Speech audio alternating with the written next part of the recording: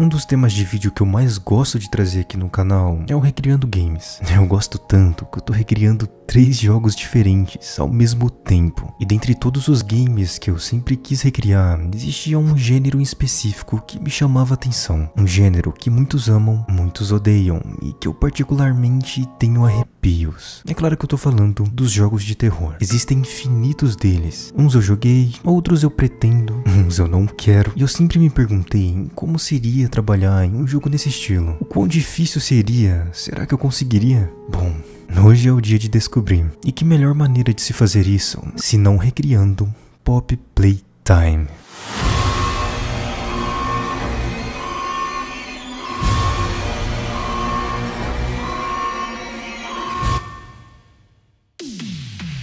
Poppy Playtime é um jogo de terror indie, cujo objetivo do jogador é escapar de uma fábrica de brinquedos abandonada. Digo escapar, pois existe um coleguinha de pelúcia que faz companhia ao jogador. E digamos que esse amiguinho não é tão amigável assim. O player logo no início já recebe um item, uma espécie de mãozinha que ao ser ativada segura itens, conduz eletricidade, dentre outras coisas necessárias para terminar os puzzles da fábrica e deixar esse bichinho aqui para trás.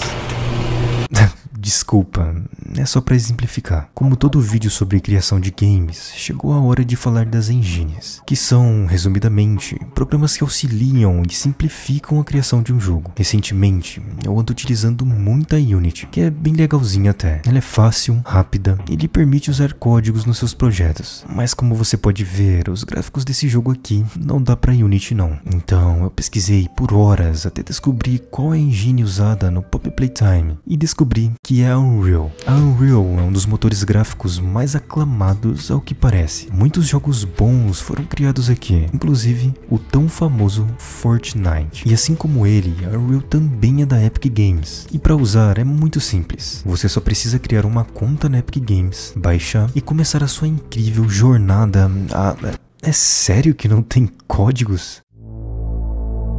Eu acho que você já percebeu que esse bichinho azul aqui é o grande problema do Poppy Playtime. Um pelúcia gigante que cria vida e simplesmente caça o jogador pela fábrica. A primeira coisa que eu pensei foi em modelar esse carinha aqui. Mas como você sabe ou não, eu sou apenas um programador. Não tenho habilidades artísticas. E aprender modelagem 3D em si demoraria meses. Então, para poupar tempo, procurei um modelo semelhante ao Hug na internet, importei na Unreal, texturizei e olha só que fofinho. O próximo passo aqui seria criar as animações do Hug. E como eu estava aprendendo a usar a Unreal e já estava atrasado para postar vídeo, o meu amigo Fox gentilmente se ofereceu de graça para fazer algumas animações simples do boneco enquanto eu programava o game. A principal mecânica do Poppy Playtime é o Grab Pack. Esse item permite o jogador pegar outros itens específicos, abrir algumas portas, conduzir eletricidade. E a funcionalidade é muito simples. Ao ser ativado, o Grab Pack é lançado em direção ao objeto e se ele for interagível, pode ser puxado de volta. Como eu disse, é simples. Porém, foi um pouquinho difícil de se fazer isso na Unreal. Isso porque a engine utiliza de um sistema de nodes para programar o jogo. E eu nunca havia programado nada em nodes. Então, se eu fizer algo estúpido aqui, já sabem. Para fazer o Grab Pack, eu programei uma esfera para ser criada e lançada assim que o botão esquerdo do mouse fosse pressionado. O jogo computa o objeto onde a esfera encostou e para a movimentação dela. Aquele cabinho que sai junto também foi a mesma coisa. Criei um componente do tipo cable e defini como o filho da esfera. Assim, sempre que eu acionava a esfera, o cabo acompanhava como se estivesse grudado nela. Feito isso, eu procurei por um model de mão na internet, baixei e modifiquei até que ficasse minimamente parecido com a mãozinha do jogo.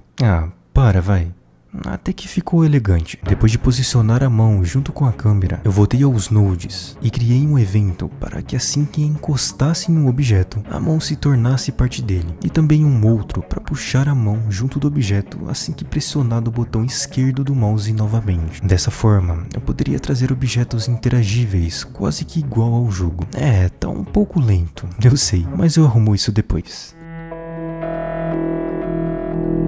A Unreal já traz com ela um sistema básico de movimentação automática, o que significa que você pode criar um monstro e fazer ele te seguir assim que você entra na área visível dele. E foi exatamente isso que eu usei para criar o Hug. Depois de importar a primeira animação que o Fox fez de graça, eu instanciei o nosso amigão, apliquei uma movimentação simples nele e defini para que assim que ele andasse, a animação Run fosse ativada. Olha só ele tomando vida. Ok, tá meio estranho sim, mas é porque eu não tinha todas as animações. Então, como eu não poderia fazer muita coisa, resolvi montar o cenário e depois voltar a programar o Hug.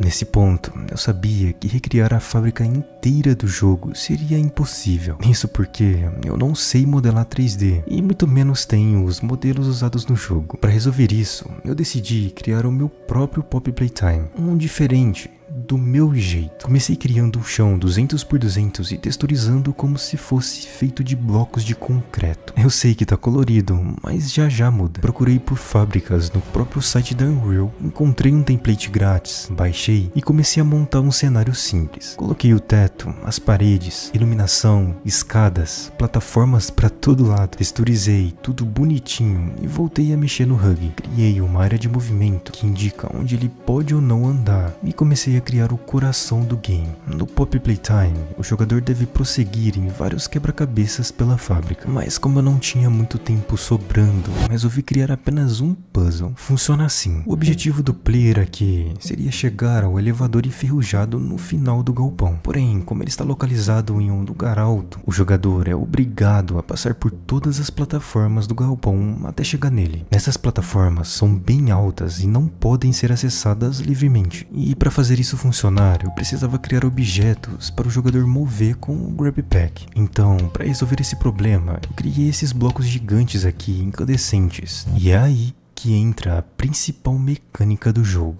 O Grab Pack que eu criei possui 3 cores: azul, que é a padrão, verde e vermelho. Cada cor só pode reagir a cubos da mesma cor. Estes cubos, como eu disse, são essenciais para finalizar o game e devem ser posicionados no lugar certo para que o jogador consiga chegar ao elevador. Toda vez que um player pega um cubo da mesma cor que a mão, ela muda para uma cor randômica, que de certa forma obriga o jogador a andar pelo mapa todo à procura de novos cubos correspondentes. Depois de posicionar todos os cubos e chegar ao elevador, o jogo acaba. Ah, mas onde entra esse bichão de pelúcia aí? Então, ele basicamente vai ficar andando pelo galpão, caçando o player. E assim que o jogador entra no seu campo de visão, ele sai correndo atrás dele em uma velocidade que aumenta gradativamente. Se o jogador não conseguir subir na plataforma a tempo, isso acontece. Tô recriando um jogo de terror, me desculpa. Com as mecânicas principais prontas, eu parti para a etapa final do projeto. Nessa etapa deixa tudo muito mais interessante. Usando a ferramenta de Post-Processing da Unreal, eu ajustei as cores, brilho e o ruído, a fim de deixar tudo mais imersivo. Adicionei também efeitos sonoros na movimentação do personagem, na utilização do Grab Pack e na interação com os blocos. Também adicionei um som de ambiente bem tenso e programei uma sirene para ser tocada sempre que o Hug corresse atrás do player. Tudo isso junto com alguns testes finais. Eu exportei o game para o Windows e estava pronto a minha versão de Pop Playtime.